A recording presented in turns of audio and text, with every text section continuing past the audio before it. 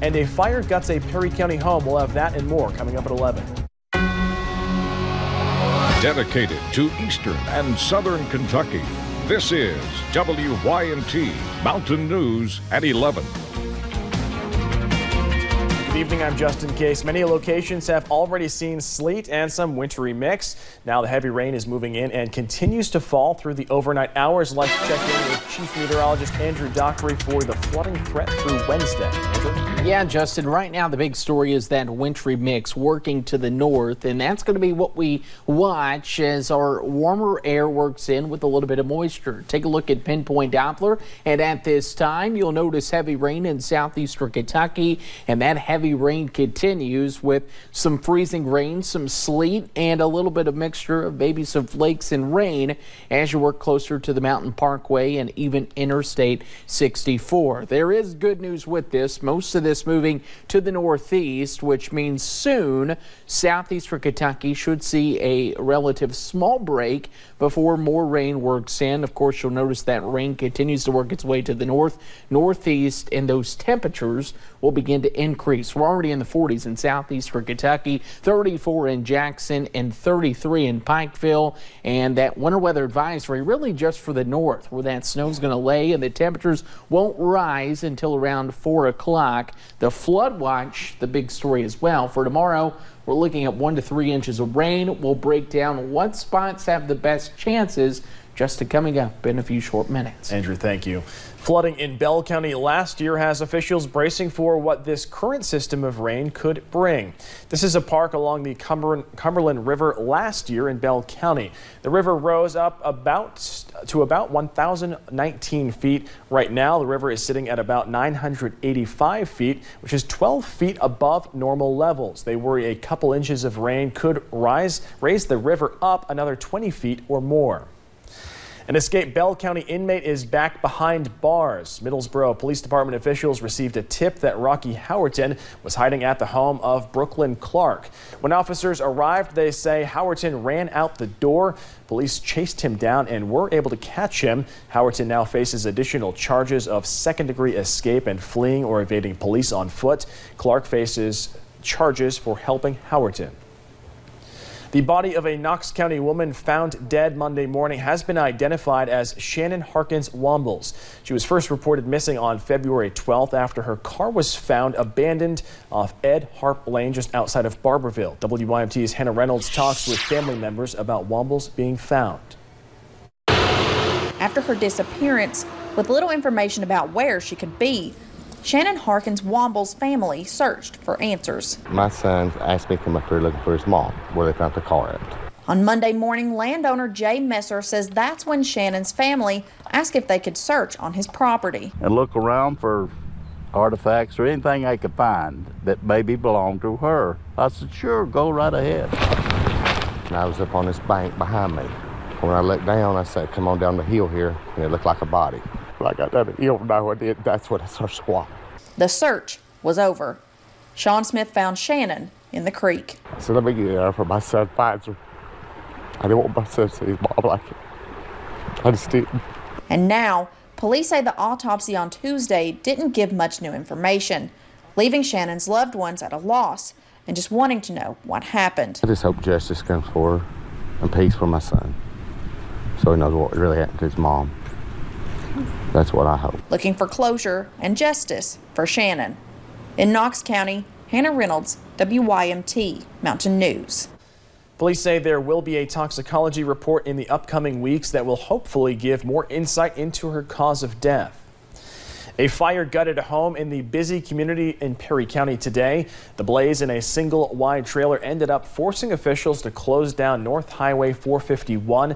We talked with the family living there. Kelly White says she just lost her husband and tried to run back inside to save pictures of him. We lost it all. I don't know what I'm going to do with him. I don't know what I'm going to do now. She needs all the help she can get, you know. And I know this community usually comes together and pushes and helps. No one was hurt inside the fire. Highway 451 was reopened shortly after the home burned down. Meanwhile, people taking target practice in the Daniel Boone National Forest have left behind quite the mess. For now, officials have closed Whitman Branch Shooting Range in Laurel County. They say people have shot through signs, fire extinguishers, and propane tanks, and then just left their shell casings and garbage behind on the ground. Illegal dumping is an issue in Clay County as well, and officials have decided it's time to take serious action. Judge Executive Johnny Johnson says the city and county has been working together to clean up the community. Last week, he says they went on a drive around the county. They found more than 20 illegal dumping sites. It makes me upset because, like I said, there's a lot of places in Clay County that people would actually enjoy to go look at. We have caves, natural waterfalls. Kincaid's actually a real good place to go. It's actually got beautiful scenery around it, and a lot of it's been trash, people illegal dumping there, and it kind of just heartbreaking because people don't want to take responsibility for the trash. Kraft says they hope to have all the sites cleaned up in the next year. Students in Johnson County are sponsoring a bill in the Kentucky State Senate. Senate Bill 218 is hoping to address kids smoking Juuls in schools. The kids from Juul breakers at Johnson County Middle School, along with Senator Brandon Smith, have drafted legislation that will deal with awareness programming, anonymous reporting, a tip hotline, and investigation and punishment, hoping to get kids to stop. There should be restrictions or rules that say that they can't use all of the younger models and the cool flavors to attract us. We have more information on WYMT.com if you support this bill and want to help. As the partial county government shutdown continues in Knott County, new financial issues are surfacing. As of now, the Knott County Road Department only has about $35,000 in its account. The problem is, over the past week, the county has seen more than $150,000 in damages to county roadways because of severe weather. That led to a declaration of a state of emergency in the county last Wednesday, and it could bring new taxes to people in Knott County to help pay for the repairs, especially with more rain in the forecast this week. This is Calf Hollow, one of about 8 county roads damaged over the past week from things like breaks and slides. The hardest thing is you got folks like that lives in this holler here. They can get up to here and can't go beyond this flagging. You know, it's a safety issue, and they can't drive over this road, and they're having to walk onto their home. This is the only road that is impassable. Others have only temporarily been fixed, but the issues come from the price tag on all the road repairs. He done 3 project estimates that total over $150,000. Judge Executive Jeff Dobson says the county has money coming in from FEMA, but that money must be paid out for projects in previous years that still have outstanding balances. We've cut everything that we possibly could cut to try to save every dollar that we can. We're just in such of a deep rut that this is kind of where we're at.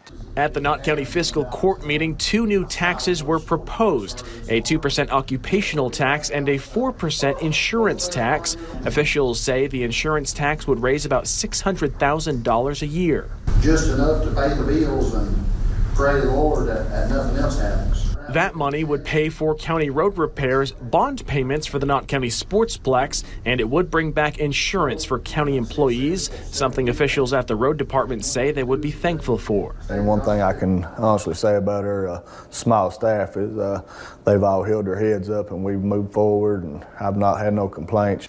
You mean they don't have a ton of people over there working for you? No, we actually, I think it was like 8 or 9. Officials with the Knott County Road Department say they will be on standby as rain potentially causes more issues in the area this week. With the state of emergency being declared, county officials hope they will receive aid from the state to make the necessary repairs. Coming up at 11, a major rock slide and rising water levels in one of Kentucky's largest lakes, all because of recent rainfall. We'll take a look at areas around Lake Cumberland. And tense moments in the skies today after a lightning strike forced an emergency landing in Tennessee. And the rain chances will lead to some flooding issues. Those details are coming up next. There's never been a better time to pick out a new Toyota and